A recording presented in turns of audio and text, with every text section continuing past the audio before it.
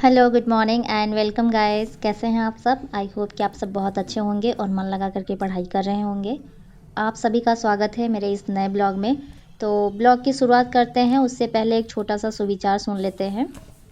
हर इंसान को उसके कर्मों का फल मिलना ही है, ये तय है। आप सब महारानी सीता को जानते हो, वो एक राज परिवार से थी और उनकी शादी भी एक राज परिवार में ही हुई थी, लेकिन उनकी किस्मत में उस राज परिवार का जो वैभव था वो उनकी किस्मत में नहीं था। इस वजह से उन्होंने ज़्यादातर अपने लाइफ के जो समय थे वो जंगलों में ही गुजारे, क्योंकि उनको उनके कर्मों के फल मिल रहे थे। तो हर इंसान को ऐसे ही उनकी उसके कर्मों के फल मिलते हैं, तो उसकी चिंता करने की ज़रूरत नहीं है। अब आइए आगे ब्लॉग में बातें करते हैं।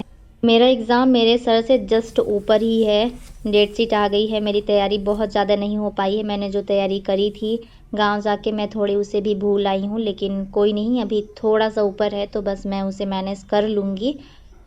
प्रैक्टिकल की डेट भी आ गई है, 8 और 9 मई को मेरा प्रैक्टिकल है। उसके लिए मुझे पीपीटी तैयार करना था, जो कि मैं कल कॉलेज में दे आई। तो मैं इन कामों से फ्री हो गई हूँ और प्रैक्टिकल की मेरी तैयारी पूरी हो गई है। सारे असाइनमेंट सब कुछ सही हो गए हैं, बस एग्ज़ाम की ही चिंता है। चिंता भी नहीं कह सकती हूँ, क्योंकि थोड़ा मैंने पढ़ा है और अभी टाइम भी है, तो मैं इसे रिवाइज़ करती रहूँगी। और इसी बीच में सीटेट का भी आ गया है, तो इसके लिए भी मैं पढ़ रही हूँ। मैं ऐसा चैप्टर देख रही हूँ जिसमें कि दोनों चीज़ें हैं, तो फिर कुछ मुझे हेल्प मिल जाए सीटेट के लिए भी। अभी तो मैं जस्ट बीएड एग्ज़ाम को दूंगी और जैसे ही मैं खाली होंगी एग्ज़ाम से, फिर मैं सीटेट के लिए ही पूरे मन से लग जाऊंगी, इसलिए कि फिर और कोई मेरे एग्ज़ाम है ही नहीं और सीटेट मुझे देना बहुत ज़रूरी है। क्योंकि मेरे साइड में भी एक केवीएस न्यू ओपन हो रहा है, अभी काम शुरू है। तो मुझे ऐसा लगता है कि यदि हो जाएगा तो फिर मेरे लिए बहुत अच्छा हो जाएगा। जब मैं ससुराल गई थी तब मुझे रियलाइज़ हुआ था कि ससुराल में रह करके खास सास ससुर बाकी और जो फैमिली मेम्बर्स होते हैं, पढ़ाई करना मेरे लिए तो मुश्किल हो रहा था, क्योंकि हर कुछ उनके अकॉर्डिंग करना था। और जब सभी कामों से मैं फ्री हो रही थी तो मुझे बहुत थकान सी लग रही थी।